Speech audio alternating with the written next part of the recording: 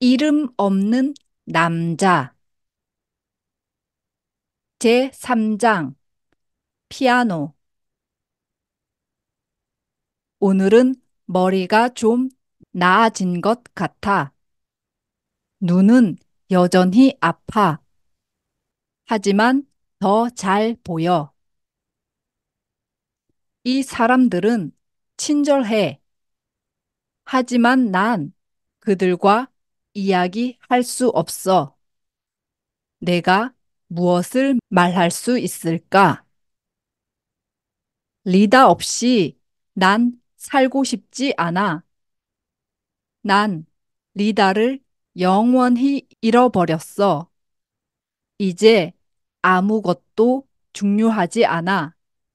아무것도. 정신과 병동은 병원의 새로운 곳이었다. 환자들을 위한 멋진 휴게실이 있었다. 그곳에는 책, 의자, 오래된 피아노가 있었다. 밖에는 작은 정원이 있었다. 아브릴은 환자들에게 매우 잘했다. 그녀는 다정했다. 그녀는 환자들과 함께 하는 걸 좋아했다. 그녀는 환자들과 정원을 산책했다. 그녀는 항상 그들과 이야기를 나눴다. 때때로 그들은 대답했고, 때로는 그렇지 않았다. 하지만 아브릴에게 그것은 중요하지 않았다. 그녀는 따뜻한 목소리로 계속 이야기를 했다. 그녀는 새로운 환자에게 관심이 있었다. 그 환자는 바다에서 온 남자였다. 그를 어떻게 도와줄 수 있을까요?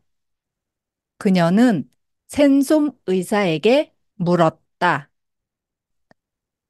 센솜 박사는 정신과 병동의 의사였다. 말을 하세요. 그냥 그에게 말을 걸어요. 그는 대답하지 않을 거예요. 하지만 우리는 그가 듣기를 원해요. 그래서 아브릴은 따뜻한 목소리로 그에게 말을 걸었다. 그녀는 가족에 대해 이야기했다. 날씨에 대해 이야기했다. 책과 영화에 대해 이야기했다.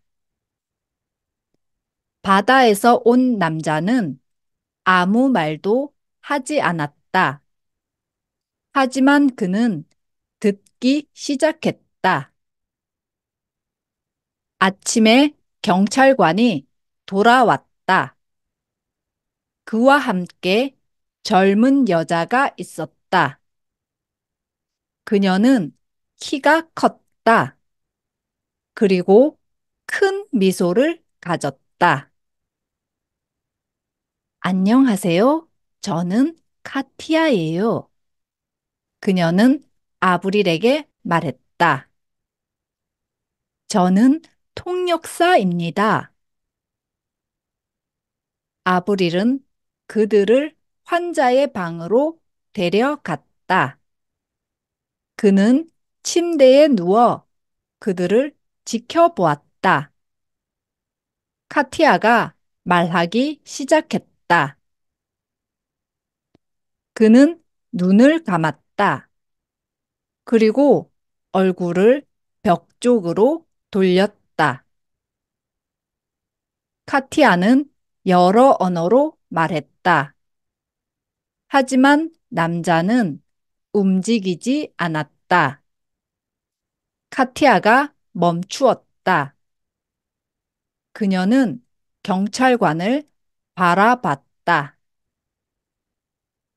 미안해요, 벤. 폴란드어, 우크라이나어, 러시아어로 시도했어요. 그는 말하고 싶지 않은 것 같아요. 그가 그 언어들을 알아들었을까요?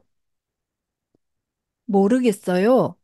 그는 그냥 눈을 감고 침대에 누워 있어요. 그 셔츠 라벨은요. 아브릴은 셔츠를 찾아 카티아에게 보여주었다. 라벨에 러시아어로 적혀 있어요. 그래서 그는 러시아인이군요. 하지만 이 셔츠는 모든 나라에서 찾을 수 있어요. 이 라벨은 유명한 셔츠 제조사의 것이에요. 도움이 안 되네요. 아, 이건 점점 더 어려워지네요. 그는 이름을 말해야 해요. 그는 건강하지 않아요. 그는 휴식이 필요해요. 우리는 이제 떠나야 해요. 알겠어요. 하지만 그가 말을 하면 저에게 알려주세요. 물론이에요. 그녀는 문을 열었다.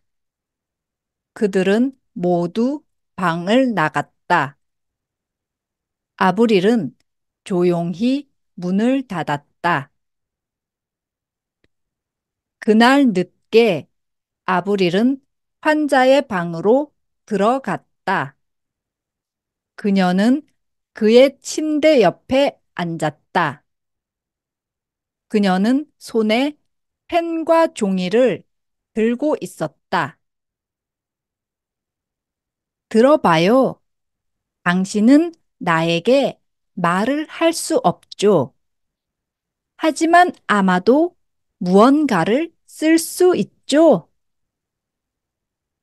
혹은 무언가를 그릴 수 있을 거예요. 이렇게 할 수 있어요? 그녀는 종이에 그림을 그렸다. 그리고 무언가를 썼다. 보세요. 이건 내 그림이에요. 알아보겠어요? 내 이름도 있죠. 아브릴 오브라이언. 보이세요? 그녀가 웃었다. 잘 그린 그림은 아니에요. 하지만 이것이 나인지 알 수 있죠? 그녀는 그에게 종이와 펜을 주었다. 이제 당신의 그림을 그리세요. 그리고 이름을 써 보세요. 그녀는 조용히 앉아서 지켜봤다. 남자는 펜과 종이를 받았다. 그러나 그는 오랫동안 가만히 앉아 있었다. 아브릴은 미소를 지으며 그를 지켜봤다. 자, 해봐요. 그녀가 친절하게 말했다. 당신도 할 수 있어요.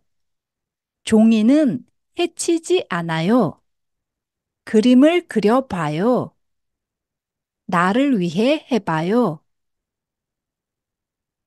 남자는 다시 종이를 바라보았다. 그런 다음 그는 그리기 시작했다. 그의 손은 종이 위를 빠르게 움직였다. 아브릴은 그를 지켜봤다. 방은 매우 조용했다.